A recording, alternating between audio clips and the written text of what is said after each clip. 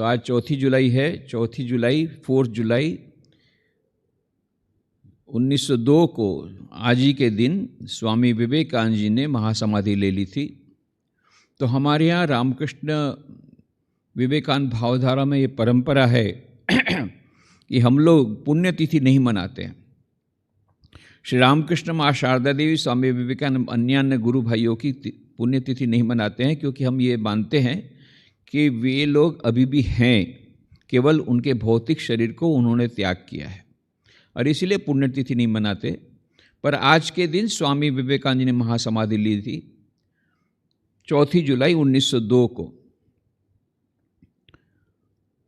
बेलूर मठ में ली थी। तो आप लोग जो बेलूर मठ गए हैं, आप लोगों ने देखा होगा कि बड़ा मंदिर जो है श्री रामकृष्ण देव का, उसके पीछे में 2 मंजिले का मकान है, उसके ऊपर के फर्स्ट फ्लोर में वहाँ पर एक कमरा है जिसको आज भी स्वामी विवेकानंद बेडरूम करके वहाँ पर बोर्ड भी आपको मिलेगा, जहाँ पर उस कमरे में ऐसा लगता है कि मानो स्वामी विवेकानंद भी आज भी वहाँ पर विराजमान हैं, उपस्थित हैं। उनका टेबल, उनकी कुर्सी, उनके कपड़े, उनकी पगड़ी, उनकी सितार, सब कुछ इसी प्रकार से रखा गया है और ऐसा लगता है कि स्वामी विवेकानंद जी अभी टेबल पर बैठे हैं और काम कर रहे हैं अपना। कैंप कॉट भी है, जिस कैंप कॉट पर बैठ करके आम के पेड़ के नीचे से बहुत सारी बातें करते थे, वो कैंप कॉट भी वहीं पर है। एक बहुत बड़ा पलंग है जिस पर वो कभी सोए नहीं, वो अमेरिकन शिष्यों ने दिया था, परंतु वह वहाँ पर रिजली मैनर में था, उसको यहाँ से लाया गया है, पर वो केवल शोभा के लिए है। पर कैंप कॉट में अवश्य बहुत बार स्वामी जी बैठते थे, सोते थे और अधिकांश वो मेज पर ही, ज़मीन पर ही सो जाते थे। तो ये सब आपको ये कमरे, उसी कमरे में स्वामी विवेकानंद जी ने 4 जुलाई 1902 को महासमाधि ली। 39 वर्ष 5 महीना और 24 दिन ये उनका जीवन है, अत्यंत अल्प जीवन। पर ये तो भौतिक रूप से हमको लगता है, परंतु सचमुच में उन्होंने जो काम किया है, उन्होंने कहा था कि मैंने 1500 साल का काम कर दिया। रात को तो सोए थे बहुत कम। उनका कार्य तो प्रारंभ हुआ 30 साल की उम्र से। 30 साल तक तो कोई उनको जानता भी नहीं था, परिव्राजक रूप में घूम रहे थे, संन्यास लिया। उसके बाद 1893 में जब 30 साल की उम्र में अमेरिका गए, उसके बाद में वो शिकागो धर्म सभा में उनका भाषण हुआ और उस समय लोगों को पता पड़ा उनकी विद्वता के बारे में। तब फिर उसके बाद में उन्होंने बहुत सारे प्रवचन दिए, अमेरिका, यूरोप, फिर यहाँ भारत में प्रवचन दिए। ये मान लो 1893 से लेकर के 1902, ये 9 साल के भीतर में कितने सारे लेक्चर्स दिए कि complete works of Swami Vivekananda 9 volume हो गई। कितने कविताएं लिखी, कितने संभाषण हुए, कितने प्रवचन दिए, ये 9 साल की इस छोटी सी अवधि में। और जैसा कि उन्होंने कहा था, हार्डली कभी सोए हैं, रात को भी सारा रात रोते रहते थे गरीबों के लिए, लोगों के दुख को देख करके पूरी रात प्रार्थना किया करते थे लोगों के कल्याण के लिए। इस प्रकार से सारा जीवन उन्हें मानो एक एक उनके रक्त का बिंदु उन्होंने जगत के कल्याण के लिए लगा दिया।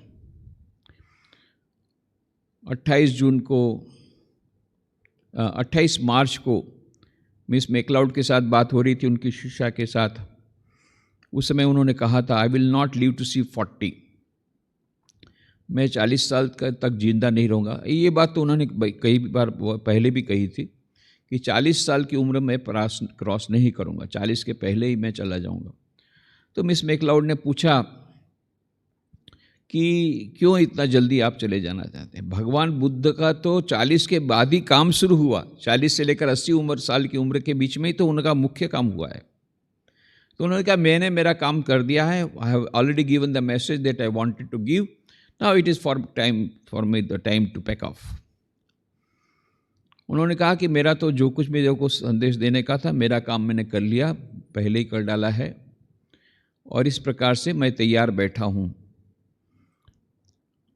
और सचमुच में उन्होंने सब काम निपटा दिया, जितना काम पेंडिंग था, उनको जो को काम सौंपना था, निवेदिता को उसका काम सौंप दिया। उसको बोला कि अब तुमको अपना डिपेंड करना है, मेरे डिसीजन पर मत रहो, जो कुछ करना है यूनिवर्सिटी तुम मिस्त्रियों के लिए करना चाहते हो मेरे को मत पूछो, तुमको जो डेट फिक्स करना हो इनाग्रेशन वो करो, तुमको जिस प्रकार से आगे बढ़ना है मैंने तुमको इंस्ट्रक्शन दे दिया, अभी मुझे मत पूछो, डिपेंड ऑन योर सेल्फ।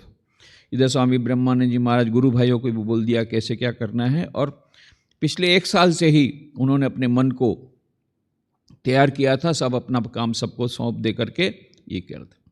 3 दिन पहले स्वामी प्रेमानंद जी के साथ घूम रहे थे बेलूर मठ के कैंपस में, तब जहाँ पर अभी स्वामी विवेकानंद का मंदिर उसके सामने जो बिल्व वृक्ष है उसी जगह पर एक दूसरा बिल्व वृक्ष था, ठीक उसी जगह पर। तब उन्होंने कहा था कि जब मेरा शरीर चले जाएगा तब मेरे शरीर का अग्निदाह यहाँ पर करना, गंगा के किनारे उस बिल्व वृक्ष के पास में। तो बाबूराम महाराज ने बहुत लाइटली लिया, बोले अभी तो बहुत कम उम्र है, बाद में देखा जाएगा। और उनको क्या पता 3 दिन के भीतर ही ये सब होगा। और जाने के कुछ दिन पहले उन्होंने शुद्धानंद जी महाराज से पंचांग मंगाया। बीच बीच में पंचांग देखा करते थे, सब लोग को तो बाद में पता पड़ा कि वो अपना डेट फिक्स कर रहे थे। और डेट उन्होंने चुना, अद्भुत डेट उन्होंने चुना 4 जुलाई, जो कि इंडिपेंडेंस डे ऑफ अमेरिका है। माने अपने देश से स्वाधीनता उन्होंने ली वो किस दिन, जिस दिन अमेरिका स्वाधीन हुआ था। और अमेरिका से उनका विशेष नाता था, अमेरिका ने ही उनको महान बनाया।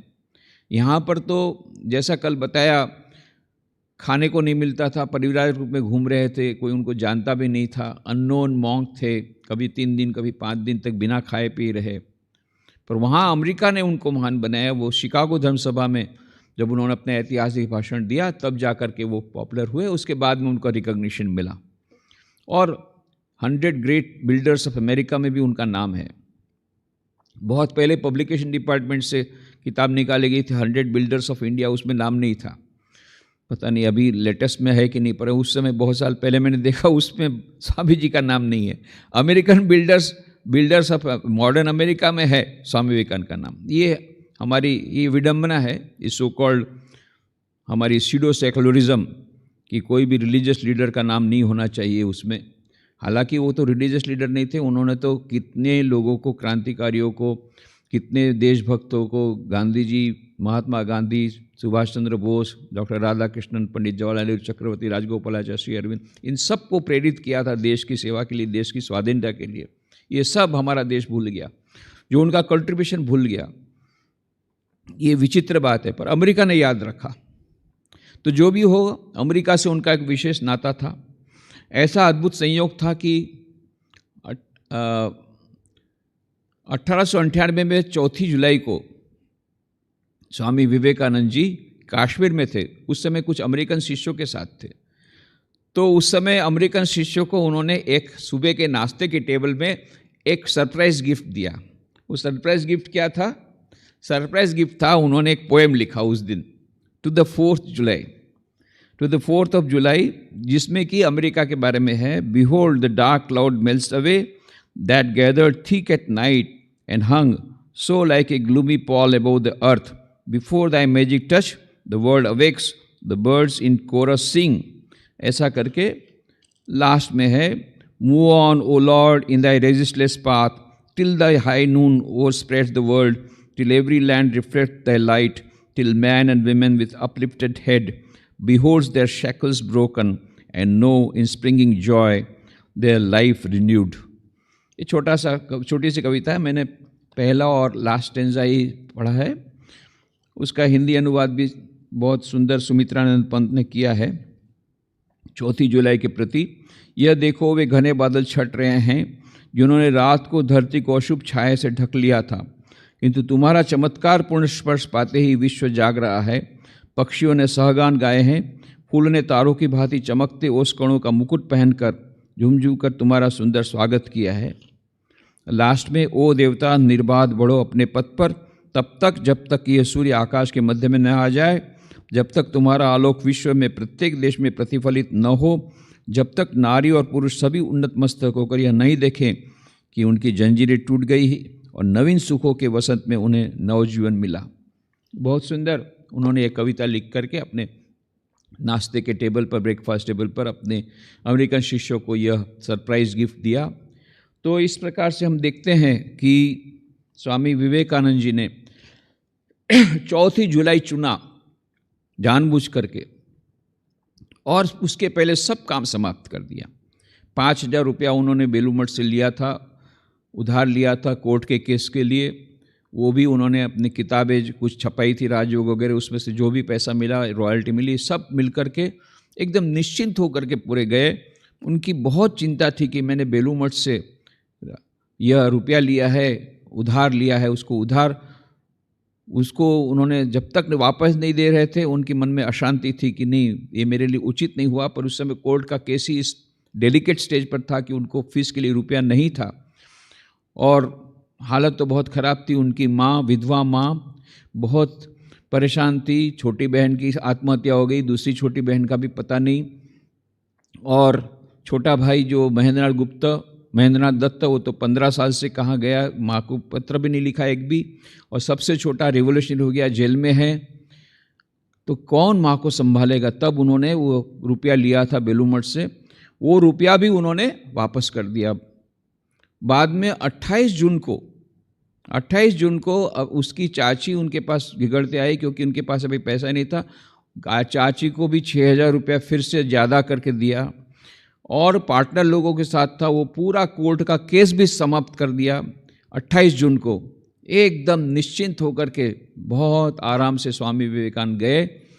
4 जुलाई को सुबह जैसे ही उठे, उन्होंने सबके साथ नाश्ता किया, फिर उन्होंने गए मंदिर में, पुराना मंदिर आप लोगों ने बेलूर मठ पे देखा होगा, श्री रामकृष्ण के बड़े मंदिर के पीछे में जो छोटा सा श्राइन है फर्स्ट फ्लोर में, वो पुराना मंदिर था 1939 तक।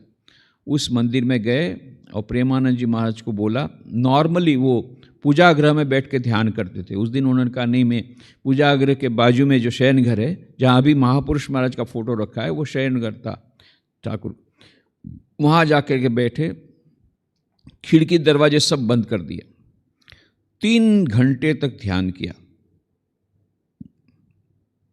11:30 बजे ध्यान में से जब वापस लौट रहे थे, सीढ़ी से नीचे उतर रहे थे, गाना गा रहे थे, बहुत आनंद में थे। श्यामा माँ की आमार कालो रे, मेरी माँ श्यामा क्या काले रंग की है, श्याम रंग की है। बहुत सुंदर बंगाली भजन है, श्यामा माँ की आमार कालो रे। वो भजन गाते गाते स्वामी जी नीचे उतर आए, और उसी समय स्वामी प्रेमानंद जी महाराज नीचे उतर रहे थे। उन्होंने स्वामी विवेकानंद जी को अस्फुट स्वर से बोलते हुए देखा। यदि और विवेकानंद होता तो वो समझ सकता कि इस विवेकानंद ने क्या किया है। कितनी बड़ी बात स्वामी जी ने लास्ट में बताई। हम लोग क्या स्वामी विवेकानंद को समझने वाले हैं? क्या वो तो कितने ऊंचे, कितना महान उनका व्यक्तित्व, हम कितना भी उनके बारे में वर्णन करें कुछ नहीं कर सकते। उन्होंने खुद नहीं कहा है, एक और विवेकानंद होता तो समझ पाता कि इस विवेकानंद ने क्या किया है। और सचमुच में एक महान जीवन हम समझ भी नहीं पा सकते हैं कि कितना उदात्त और महान जीवन था। इस प्रकार से आए नीचे, सबके साथ भोजन किया, बहुत आनंद से भोजन किया, बहुत आनंद में थे उस दिन। उनकी तबीयत भी बहुत अच्छी थी। ये 4 जुलाई की सब बात कर रहा हूँ, लास्ट डे में। सुबह 3 घंटा ध्यान किया, दोपहर को एक साथ सबके साथ खाना खाया, दोपहर को 3 घंटा ब्रह्मचारी के साथ बैठ करके लघु सिद्धांत कौमुदी संस्कृत व्याकरण पे क्लास ली उन्होंने। उसके बाद में स्वामी प्रेमानंद जी महाराज के साथ बेलूर बाजार तक, जो 2 माइल दूर है, पैदल गए। इतना अच्छा फील कर रहे थे। और उनके साथ बहुत सारी बातचीत हुई कि देखो, हमको एक वैदिक यूनिवर्सिटी हमको शुरू करनी होगी। बाबूराव मान ने क्यों? टू किल सुपरस्टिशन, अंधविश्वासों को तोड़ने के लिए वैदिक वो संस्था, शिक्षण संस्था बहुत आवश्यक है। ये सब की बात हुई। शाम को आए, संध्या आरती का समय हुआ और स्वामी जी गए अपने कमरे में। ब्रह्मचारी उनकी सेवा में था। उनको बोला मेरे को जपमाला दो और तुम बाहर बैठो जब तक मैं तुमको नहीं बुलाता हूँ। और अपने कमरे में गए और ध्यान में मग्न हो गए। करीब 1 घंटे बाद फिर उसको बुलाया, मतलब खिड़की दरवाजे खोलो, खिड़की खोल लो, सब खिड़कियाँ खुलवा दी और फिर वो सो गए। पर सोते सोते भी ध्यान कर रहे थे और हाथ में जपमाला थी। और ब्रह्मचारी को बोला तुम चरण सेवा करो। थोड़ी देर बाद करीब रात को 9:10 हुआ होगा, उन्होंने 3 गहरी सांसें ली और सब समाप्त। और इसने देखा कि ये नहीं मिल रहा है, पल्स नहीं मिल रही है, तो जल्दी से चिल्ला करके लाया। फिर इधर सब स्वामी जी लोग आए। वो लोग सोचे समाधि में है तो भगवान का नाम सुनाने लग गए। फिर वो अद्वैतानंद जी आए, बोले जल्दी से पहले डॉक्टर को बुलाओ। डॉक्टर को बुलाया, डॉक्टर फिर आए। उन्होंने कहा कि नहीं ये तो उनका सिर ही चला गया। फिर भी गुरु भाइयों का ऐसा था कि शायद हो सकता है जैसे काशीपुर में निर्विकल्प समाधि में थे ऐसे समाधि में होंगे। तो रात भर उन्होंने भगवान का नाम वगैरह लिया। परंतु दूसरे दिन सुबह फिर 2-3 और डॉक्टर ने एग्जामिन करके बोला नहीं ये तो मृत्यु है। उसके बाद में फिर दोपहर को इधर निवेदिता को पता पड़ा, सुबह आई, पूरी बहुत रोने लग गई और पास में ही थी। और फिर दोपहर को भुवनेश्वरी देवी आई और रोने लग गई। फिर उनको रवाना किया राजा महाराज ने कि भाई इनको वो अपने देख नहीं सकेगी ये सब काम का, उनको रवाना कर दिया।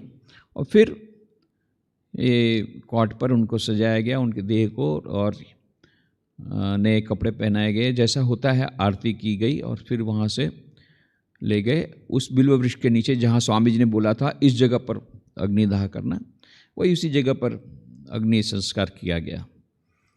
तो ये हुआ 5 जुलाई को। तो इस प्रकार से स्वामी विवेकानंद ने अपना नश्वर शरीर का त्याग दिया। पर उन्होंने कहा था एरिक हैमंड को करीब 4 साल पहले, it may be that I shall find it good to get outside of this body, to cast it off like a disused garment, but I shall not cease to work.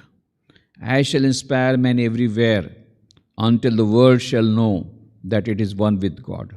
ऐसा हो सकता है कि मैं शरीर को पुराने वस्त्र के समान त्याग दूं, पर मैं कार्य करना बंद कभी नहीं करूंगा जब तक कि इस विश्व में एक भी व्यक्ति ऐसी है जिसको ईश्वर की प्राप्ति नहीं हुई, तब तक मैं अविरत कार्य करता रहूंगा।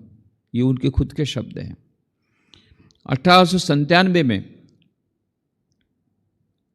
1902 को उनका शरीर गया। उसके 5 साल पहले उन्होंने पत्र में लिख दिया कि बस मेरा अब 3 या 4 साल का ही मेरी उम्र बाकी है। उतने पहले उन्होंने कहा था। और कितनी बार उन्होंने कहा था I am not going to live 40। ये तो कितनी बार उन्होंने कह दिया था। 1897 में 1897 में अल्मोड़ा से 9 जुलाई को जो लेटर लिखा मिस मैरी हेल को, बहुत ही सुंदर पत्र, जिसमें उनके जीवन का जो उद्देश्य था वो भी सब होता है। उनके जीवन का जो विजन था, उनका जो मिशन था, ये सब कुछ एक उस पत्र में आपको मिलता है। Mary, I had to talk a lot about myself because I owed that to you. Now I feel my task is done. At the most 3 or 4 years of life is left behind. 1897 में लिखते हैं, at the most 3 or 4 years of life is left behind. I never wanted earthly enjoyments. I have lost all wish for my salvation.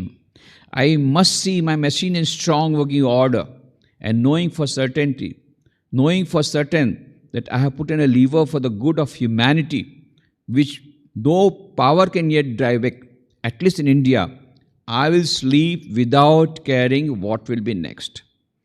And may I be born again and again and suffer thousands of miseries so that I may worship the only God that exists, the only God that I believe in, the sum total of all souls, and above all, my God the wicked, my God the miserable, my God the poor of all species, of all species is the special object of my worship. Swami ji कहते हैं कि ऐसा हो सकता है इस प्रकार से कि ज़्यादा से ज़्यादा 3 या 4 साल ही मैं अब जिंदा रहने वाला हूँ, और मेरा बस काम यही था कि मैं एक मशीन रख दूँ, रामकृष्ण मिशन शुरू कर दूँ जगत के कल्याण के लिए, बाद में मैं निश्चिंत होकर के मरूंगा। पर मैं चाहता हूँ मैं बार बार जन्म लूँगा, मैं भी बॉर्न अगेन एंड अगेन, सफ़र और हजारों दुख सहन करूँ, ताकि उस एक ईश्वर की सेवा कर सकूँ जो कि गरीबों में है, दुखियों में है। उस ईश्वर की सेवा करने के लिए मैं बारंबार जन्म लूँगा। यह बात स्वामी विवेकानंद ने खुद ने अपने पत्र में लिखी है, 9 जुलाई 1897, written from Almora to Miss Mary Hale. और यही हमारी धरोहर है कि स्वामी विवेकानंद जी आज भी हमारे साथ हैं, सूक्ष्म रूप से विराजमान हैं। विशेष करके अक्षरदेह के रूप में उनके पुस्तकें, आज भी पुस्तक पढ़ने पर इतना पावर क्यों आता है? रोमारोला कहते हैं उनकी पुस्तक पढ़ने से इलेक्ट्रिक शॉक जैसा लगता है, इतना रोमांच होता है। क्यों? क्योंकि स्वामी विवेकानंद जी मानव अक्षरदेह के रूप में उन पुस्तकों में, उन शब्दों में उपस्थित हैं, इसलिए हम पर इतनी असर पड़ती है।